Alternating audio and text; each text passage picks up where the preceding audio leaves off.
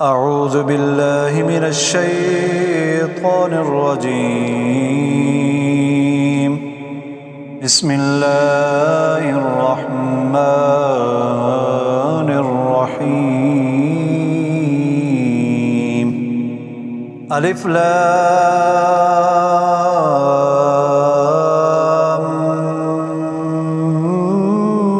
ميم را. تلك آيات الكتاب والذي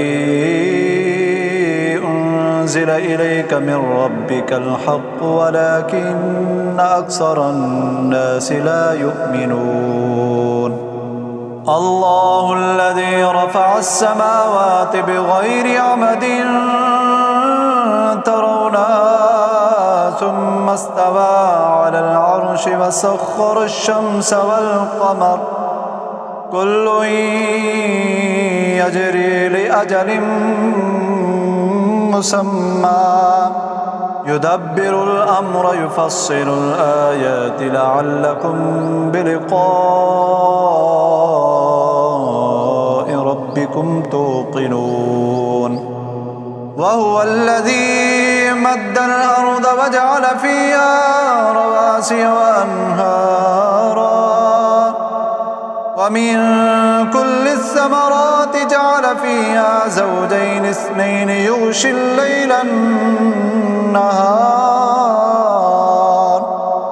إن في ذلك لآيات لقوم يتفكرون. وفي الأرض قطع متجاورات وجنات من أعناب وزرع ونخيل صنوان وغير صنوان يسقى بماء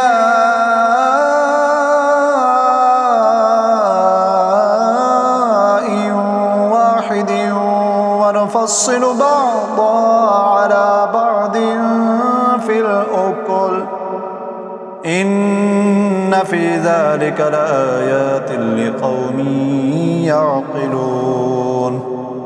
وإن تعجب فعجب قولهم أإذا كنا ترابا أإنا لفي خلق جديد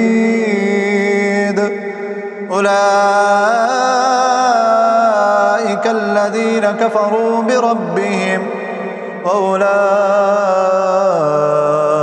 الأغلال في أعناقهم وأولئك أصحاب النار هم فيها خالدون. ويستعجلونك بالسيئة قبل الحسنة وقد خلت من قبلهم المثلات وإن ربك لذو مغفرة للناس على ظلمهم وإن ربك لشديد العقاب. ويقول الذين كفروا لولا أنزل عليه آية من ربه إنما أنت منذر ولكل قوم هاد.